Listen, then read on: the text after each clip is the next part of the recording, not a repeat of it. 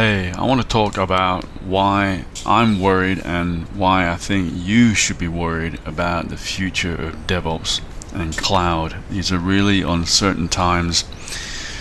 First of all, in the market, there's an increasing trend to make backend developers do the DevOps work. So I'm talking about being responsible for creating the infrastructure for their deployments and also any other supporting, usually cloud-based infrastructure. We're seeing existing developers just being squeezed to do more, and we all know that DevOps, there's a lot of moving parts to it. It's a lot to ask developers to suddenly take on this extra related but very different domain. There's also an increasing trend in the market for DevOps engineers to have a software engineering university degree education, to be developers already. Now there's some disagreement about this. Increasingly more and more I'm seeing different sides gatekeep DevOps engineers. Some say must have a strong degree level knowledge of software engineering. Other people will say, especially former sysadmins, no, you don't need that. You do need to code, and that can be learned. You don't need to code to the level of a software engineer day in, day out. And also sysadmins bring other knowledge. They've been doing site reliability their entire careers. So this again, and I'll speak from personal experience, I don't have a degree in software engineering. So for me, I'm personally worried by this. But for some of you, this increasing trend for DevOps engineers that they have to be developers is not going to be too much of a concern.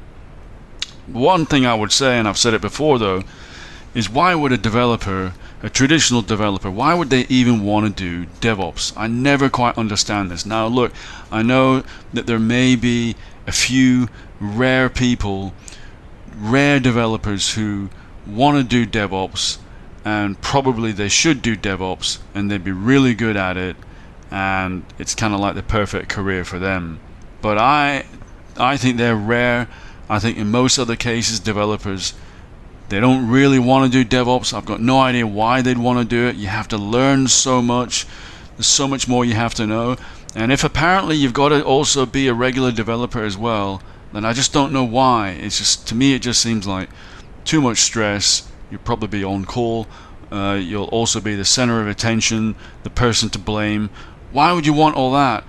I would rather have a much more narrower, more focused domain and concentrate on that. I don't know why I'd want to also or pivot to DevOps.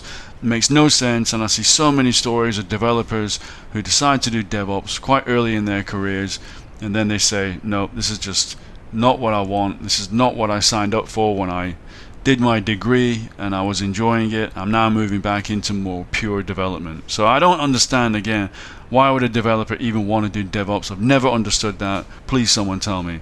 Another problem that makes me worried about DevOps and cloud at the moment is this ever increasing tool set and all the studying that you have to do as well. The DevOps roadmap, many of you know all the topics that you need to know. It's not just the basics like Terraform, Linux, cloud, possibly Kubernetes. There's so many things that you need to know. It's always increasing. You have to study so much for it. And every employer expects you to know their exact stack. It's just ridiculous. And I can honestly say that it's no longer the case where, at least in the current market, where an employer will say to you, no, that's okay, you don't know AWS, but you know Azure, so that's fine, you know the equivalent. Or you don't know CloudFormation, but you've done Terraform, that's okay, they're roughly equivalent. Or this and that, equivalences. I don't see this happening anymore. I see companies just insisting that you know their own, what they think is a perfect stack, and if you don't tick all the boxes 8 out of 10, then they're not interested. So knowing an equivalent stack is respected less and less, and this is a horrible thing to have in a career. You know, if you think about it, if you just want to be a lawyer, you do the bar, maybe you do some specialization. Same with medicine as well. You do the basic medical degree, then you do a specialization. it's insane what we have to do in this career, that we have to know all these different stacks just to keep an employer happy. We have to be perfect at them. It's ridiculous. It's getting worse as well. Now look at the roles that are left, right? You've got your DevOps in a startup organization is where a lot of people really learn their let's call it their DevOps trade early in their career.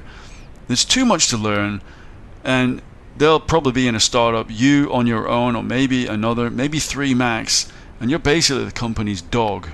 That's what I want to say. You're the one that is just treated really badly. Well, hopefully not, but in many cases you are. It's not a great job to have. It's a great place to learn. High stress. It's not great being a jack of all trades in a place that's probably going to be fairly unprofessional because they haven't yet gone through the maturity required to become more professional. And you'll learn by getting thrown in at the deep end. That's how you'll learn. It's not a great job. I don't recommend that everyone do this job for 20 years. It's just going to make you get burned out. So, in my opinion, the only light at the end of the tunnel is platform engineering and SRE. And I mean real SRE, not just production engineering quotes, someone to just jump in when the shit hits the fan. I mean real SRE, a place that's mature and it has SLOs and SLIs and does things properly. And platform engineering, as I mentioned, a place where typically be on Kubernetes or some other highly extensible platform, you will be delivering features for your users who are actually developers inside your company. Real platform engineering. Those two appear to be the only light at the end of the tunnel, but if you look at the DevOps engineering market as a whole, platform engineering and what I call real SRE probably make up only 10% of all jobs. The 90% of jobs that are remaining are kind of like a mishmash. Many of them really, quite honestly, shitty jobs. Some of them are okay or better, and what I'm talking here, for the okay jobs, for the maybe decent jobs that are left, I think a better word for them is what I've just called now glue engineering. You're creating the glue. You're all about linking all these different systems together. Many vendor products typically, perhaps some in-house development, but typically many vendor products. You are the glue, the automation that is linking all these different things together. Now, don't get me wrong, automation is super interesting. I think it can sometimes go too far. I wonder what the future of these things are going to be. To me, it's a highly unstable and an unclear future. We don't know what's going to happen. Right now, let's say the best glue engineering type job is you might use a lot of Python, you might write a lot of code, you might typically, your code might be several hundred lines and not just 10-line scripts or whatever. That's pretty interesting, but to me it's highly unstable, it's highly unclear. What's that going to look like 5 years from now? Probably the products, the tool sets will be different. A lot of that could be managed out in other products. You just don't know what that's going to look like. I compare that to a more traditional career that has for generations had a clearly defined path. Glue engineering doesn't have a clearly defined path, I'm afraid. And by the way, this is all before the advent of AI. I'm talking about the recent, ChatGPT and other language learning models. We all know that's going to revolutionize the industry.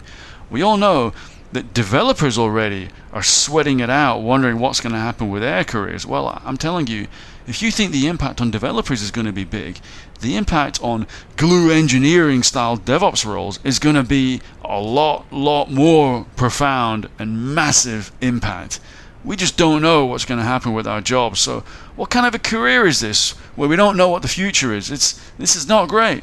Now, even I want to call them simpler, more cloud engineering roles or cloud infra engineering, which I think is more accurate. These are also very uncertain. Now, it was pretty good. It was a kind of golden goose just before and just after COVID happened, because there was a lot of cloud migration work, a lot of what people also call cloud transformation work. So yeah, these are really just drying up right now. And a lot of companies have already done this kind of phase one migration, get into the cloud. Typically they were on-prem and they had some baggage to deal with and make that move. Quite often they use consultants and stuff like that to get there. This work has dried up now. Most companies who are going to make that move into the cloud, they've done it already. This work is really just drying up now. So even for those professions, cloud engineering, it's not looking great, the future, I would say. I mean, what can you do now? What can you pivot to? The problem is, unlike developers, especially many developers, well, not all of them, but many developers may have kind of like FAANG style savings is what I want to say. You know, they earned a ton of money and now they can just go retire and set up an organic farm and live a really nice life because they made that nest egg. This is not necessarily the same for DevOps engineers. I know, although at the top end the salaries are really good, a lot of people have had to work their way up or didn't quite get there yet. So, you know, it's not easy for them to pivot to something completely different. They still need to do some kind of grind. I don't know what the answer there is. If you don't have those kind of FAANG style savings to just go do something completely different, what can you do? What can you pivot to? Obviously you can pivot to development, but increasingly it's really hard to pull that off. You got to go all in on that to become a developer, and without the degree you're always going to be suffering. People are maybe not going to hire you or whatever. What else can you do? I don't know. I don't have the answers to these things. I want to know what you think about this. So listen, this is why I'm worried, and this is why I think you should be worried also about the future of DevOps and cloud. Let me know what you think down in the comments below. I'd love to hear it.